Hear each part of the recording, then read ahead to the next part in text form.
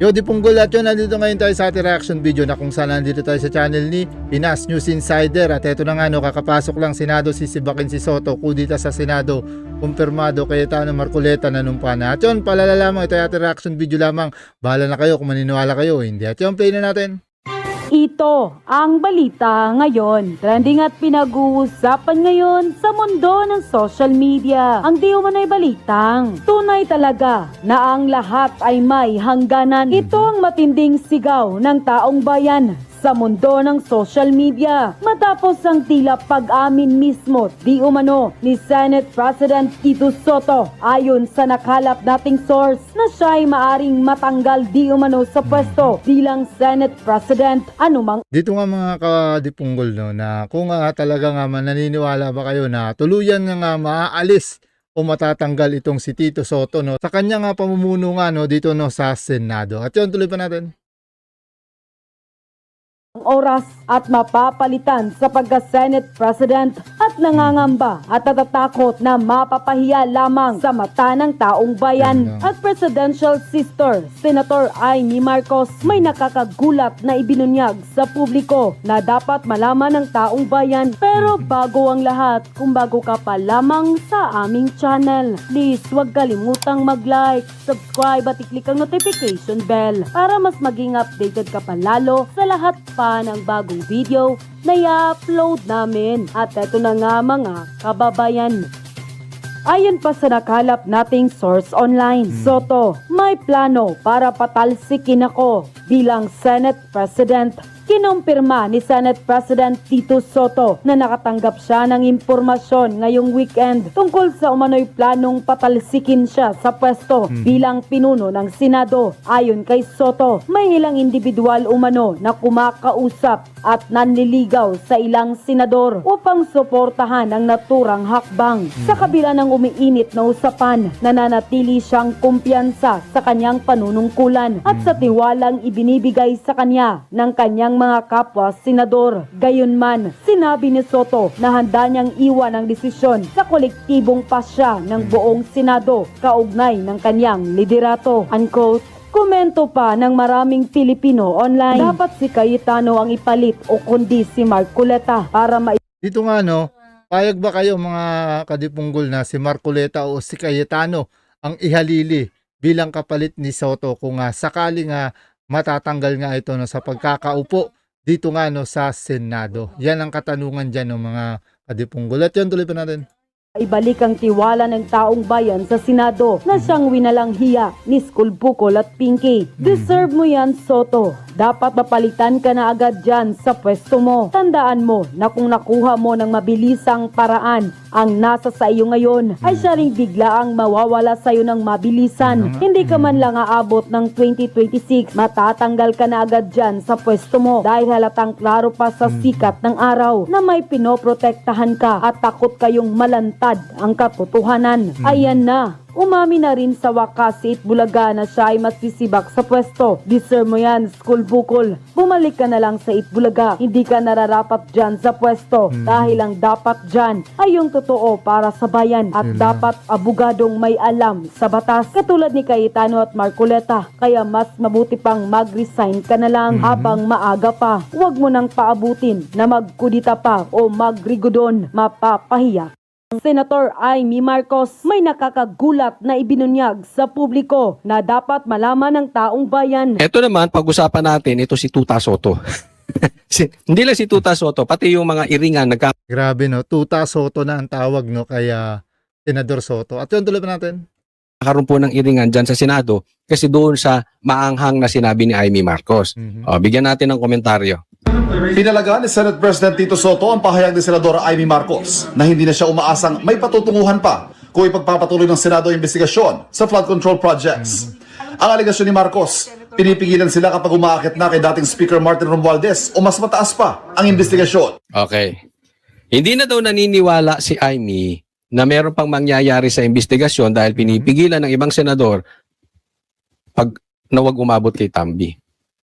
Yun nga, no, tila nga ba talagang napakalakas ni Tambi, no, na talagang kaya niyang pigilan ng mga senador, no, sa maaring maging hakbang ukol nga dito, no, sa flood control na talagang nais ng taong bayan na tuluyang malaman ang katotohanan sa likod ng mga umano'y kabulukan na talagang mga nakawang naganap dito, no. At yun, tuloy pa natin.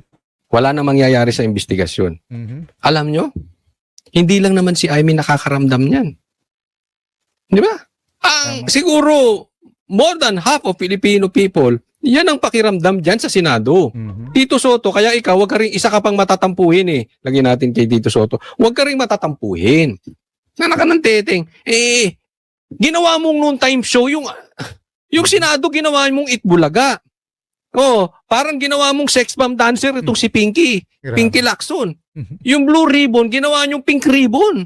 Grabe ng mga Ang ganda na nung Grabe ng mga kabalits natin, no. Ginawang dancer, no, si Ping Lacson dito ni Coach Sholin. Kung saan Pinky dancer na ang nagiging tila nga ba muka dito, no, ni Lacson. At yun, tuloy pa natin. Tito Soto. Huwag ka rin matatampuhin. Nanak ka ng teteng.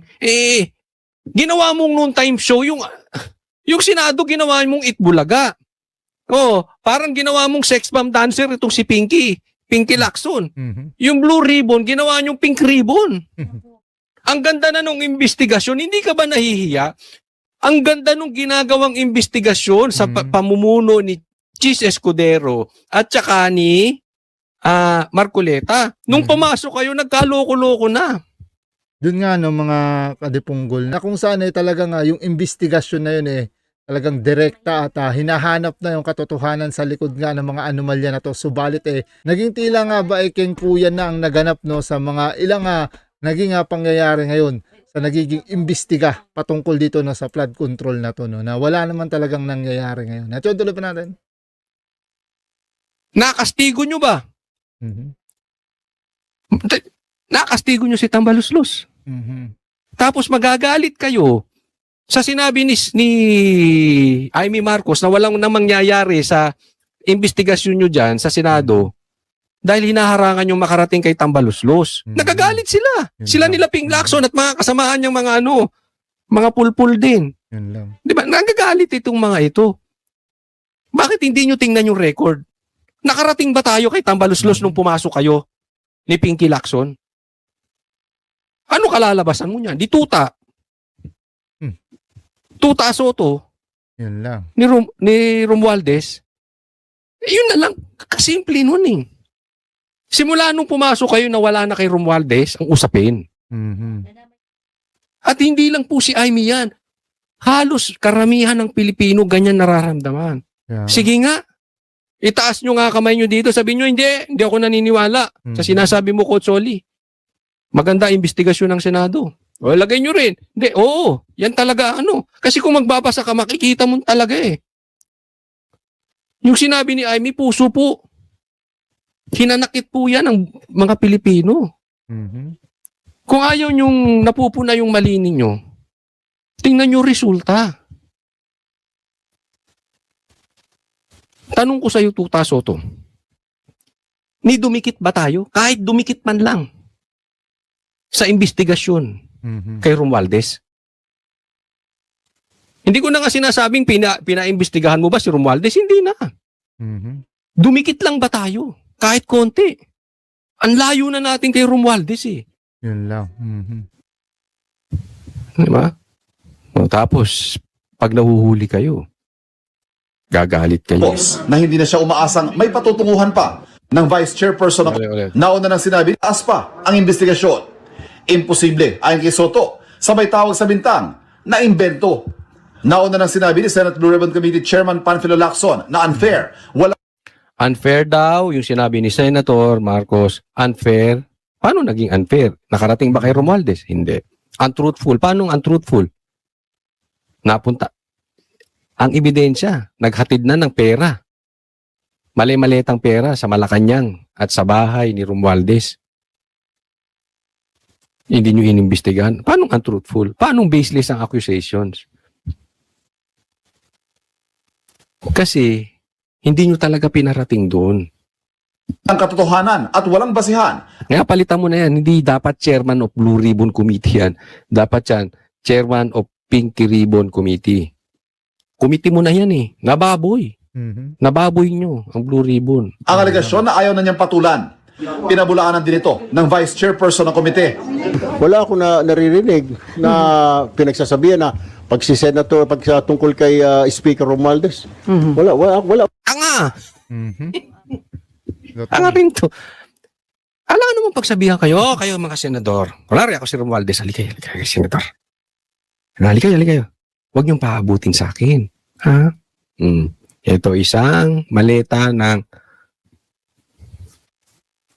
pera. O eto, Mhm. huwag niyong paabutin sa akin. Yan kasi sinasabi nitong mama na to. Wala naman daw siyang narinig na pinagsasabihan. Mhm. Ay, tanga. Ganun katanga ito. Of course, wala kang maririnig. Siyempre, ano yan? I-discreet yan. Ganyang kalaki. Hindi po yan, hindi yan nagpapatawag. Ano ka ba, tanga? Mhm. Vlogger ka rin dati. Alam mo yan. Papatawag yun isa-isa. Hali ka rito, Erwin.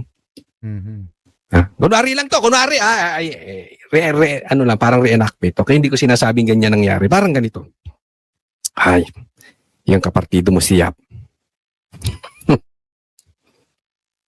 Nasasangkot. Pero huwag na natin pag-usapan yan. Mhm. Ito, pang ano. Ito maleta. Alam mo na, ha? Ganun lang kasimple usapan dyan. Ano sasabihin mo? Yes, master. Yes, boss. Wala nang detalye eh. Hindi ko sinabing ganun nangyari. Pero posibleng ganun, hindi yung magpapatakbo. Mhm. Alam ka sasabihin niya? Tito Soto, halika dito. Nanalo kang senador, ha? Mhm. Wala ka sa survey. Pero nanalo ka. Congratulations, Tito Soto. Congratulations. At nanalo kayo ni Ping Lacson kahit kayo hindi lumalabas sa survey. Congratulations. Ito na ang maleta. Kayo nang bahala sa akin. Ha? May kasunod pa yan. Simple. Gets? Get. Ow! Hindi ko sinabing ganun nangyari. Example lang po yun. Kamusta na nga pala yung nasasangkot mong dating ka-party list? Erwin Tulfo. Ha? Nasasangkot sa ha? Hindi. Hindi wala naman siyang kasalanan doon. Nasasangkot dito sa mga ghost projects. Wala akong narinig. Number 2, hindi naman kasi nag-meet eh. Siyempre. Anong namabugmit? Ay, naku. Sinabi rin ni Senadora Marcos na bubuwagin na sa susunod na buwan ang Independent Commission for Infrastructure.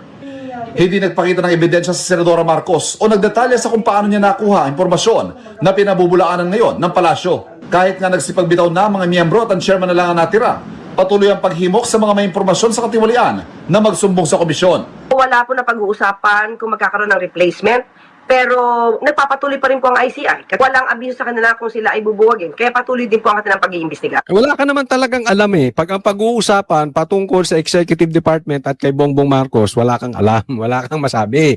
Pero pag Duterte ang sinabi, ang dami mong alam. Di ba? Ito isang vlogger din to, galit na galit to kay Marcos dati. Pero ang in-expect po ng Pangulo ay magkaroon din po ng batas para magkaroon ng independent commission. Dumistansya naman ng palasyo sa impormasyong nakuha rin umano ng Senadora Marcos na ilang datit kasalukuyang senador at mga kongresista ang sunod na kakasuhan at aarestuhin kaugnay ng flood control scandal. Sabi nga po ng Pangulo, baka masayang yung effort sa kakamadali. Pero mandidismiss lang po. Ayaw natin pangunahan kung ano magiging Ayaw daw nilang pangunahan dahil trabaho ng Ombudsman at ng DOJ. Nasa kamay na po ng Ombudsman yan. ayaw daw nilang madaliin. Kasi pag minadali mo, lalabas na, ito yung papakita tayong picture. Lalabas, siyempre, di ba, dawat yung ano mo dyan. Meron tayong mga, nagkaroon tayo ng problema. Ngayon, meron tayong ipapakita dito. Tingnan nyo po. Ito po si Yusek, tanong ko sa inyo, ito ba ay Ghost Project Mastermind? Yusek po ito sa DPWH at alam naman natin na siya ang nag-witness patungkol dito sa mga senador. Okay? Ngayon, yung sinasabi ni Amy, may katotohanan. Dahil nakita naman natin, hindi na umabot kay Romualdez. At nakita natin kung sino ang gumagalaw doon. Di umano ay si Boying. Ito ay ang nag-alalay dito dyan, ang sabi ay si Boying din. Di ba? Ibig sabihin talaga mga kadipunggol no, na talagang may sabwatan no, talagang naispigilan yung ano't ano pa mga magiging resulta umano ng pag-iimbestiga dito nga sa mga ghost project na to o dito sa flood control no. At yun, tuloy pa natin. Saan napunta yung mga pinagsasabi nitong mama na to? Simple lang ang tanong ko dito Napunta ba tayo, napalapit ba tayo dun sa mastermind? Yun lang. Siguro, hindi kaila sa inyo dahil hindi kayo mga bobo. Alam nyo kung sino talaga ang may hawak nitong mga pera. Alam ninyo kung sino talaga ang mastermind dito sa mga ghost projects. At isa po ito. Yan po ang sabi. Kasama itong sila Tambaluslos. Yung magpinsan. Napalapit ba tayo doon? Kaya nga sinasabi ko sa inyo, pinaglululoko tayo nitong mga taon to. Anong klaseng state witness? Magnanakaw din di umano itong mama na ito. Nagpayaman to dyan. Yes po, nagpayaman. Tapos gagawing state witness. Tapos again, bata din doon ito nila Boying. Di ba sino bang nagbitbit sa kanila dyan? Kaya, masisisi mo yung taong bayan? Sige, masisisi ninyo. Pati si Amy, masisisi ninyo. Yung sinasabi ni Amy Marcos na wala na mangyayari sa investigasyon. Dahil nililigaw nila Yan po ang style. Ililigaw nila, tapos hindi nila titigilan yung investigasyon kuno para hindi mahalata ng taong bayan na walang nangyayari. Itutuloy nila. Pero, ililigaw. Tingnan nyo nangyari sa kamera, hininto yung di ba, investigasyon. Mahirap kasi kontrolin doon, maraming magsasalta. Sa Senado naman, tinuloy, kunwari, pero dinidelay ng dinidelay. Yan po ang style, di ba? Grabe. Ang ganda nung investigasyon sa Blue Ribbon biglang na-stop. Ano ba? Biglang nawala. Pumasok na sila Pinky, tas lumabas na itong mga ito. Ang tanong, credible ba?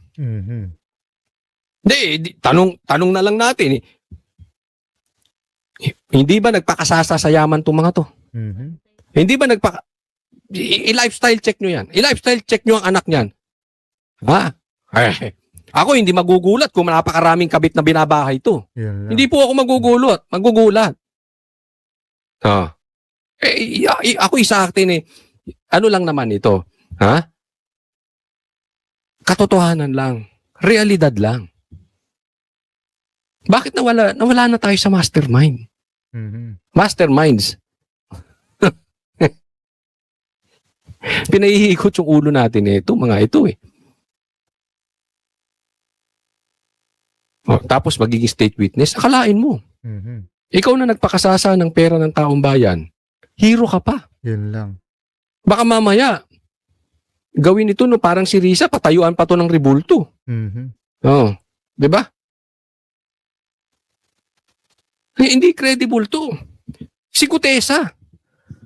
Ang naging issue lang yung kanyang notaryo. Natakot naman yung abogadong humarap. Pirmado naman talaga. Hindi nila mag-isa dito, bigla nilang pinagbigyan. Si Diskaya ayaw nila dati. Mag-state witness, tapos eto, ganyan. Ulitin ko po. Simple lang ang focus natin. Mastermind, mastermind, mastermind. Pagpalayo tayo dun sa mastermind, nagkakaroon ng takipan. Alam naman natin kung sino may control ng ghost projects na yan. Alam naman natin kung saan ang malaking mga proyekto. Mhm. Sino may hawak ng pera sa kamera. So pagpalayo tayo doon, lumalayo tayo doon, yan po ang plano nila. Huwag tayong papayag. Lagi tayong balik sa mastermind. Back to basic tayo, mastermind. Ba't palayuin yung issue? Dito tayo sa mastermind ng ghost projects. Okay? Huwag tayong papauto mga animal yung mga yan. Yan nga mga kabalits natin, no, yung mga ukol na talagang pinupukol ngayon dito na nangyayari, no, sa ating gobyerno, na kung saan isa dito yung talagang nais pagpapalit umano ng pamumuno ni Soto dito, no, na kung saan pwedeng humalili umano itong si Marcoleta o ito nga si Senator Alan Peter Cayetano nga, no, na kung saan dito pinapakita lamang yung mga umano yan nagiging tila nga ba hakbang na sablay nga umano dito sa ating gobyerno, lalong-lalo na sa pag-iimbestiga umano dito nga, no, sa flood control, na kung saan talagang nais mapanagot o talagang nais masukol itong mastermind umano ng mga flood control na ghost project na to, na patuloy at patuloy na nais palitawin lamang yung katotohanan sa likod na to. Dahil nga nais ding malaman ng taong bayan kung sino ba talaga ang pasimuno o talagang gumagawa ng kabuktutan dito nga, no, sa gobyerno ng ating bansa, na kung saan yung mga ninakaw na salapi ay bilyon-bilyon, trilyon pa ang na talagang napakaraming pondo ang ninakaw, no, sa ating bayan, na dapat lamang na tuluyan niyang mabigyang hakbang na at aksyon, na tuluyan niyang mapanagot yung mga umano sangkot dito, at hindi yung puro na lamang pag-iimbestiga na wala namang nangyayari, o tila nga ba nakakasawa na lamang ang mga pag-iimbestiga, subalit sa katotohanan may pinoprotektahan pala, no. At yan nga yung mga naging ilang pagtukoy at pagtugon dito ni Coach Oli nga, no. At yung iba pa nga mga patungkol ng mga pahayag at mga pagtugon dito, at kayo na lang bahala nga magkomento pa, na nais nyo pa komento patungkol dyan. At yun muli, syempre nagpapasalamat tayo sa patuloy nyo pagsubaybay at patuloy nyo pagsuporta at pagsusubscribe sa ating channel. At syempre nagpapasalamat tayo dito sa Pinas News Insider. Subscribe kayo dyan mga kabalits. At Chow Kadipunggol, hanggang sa muli nating pagkikita.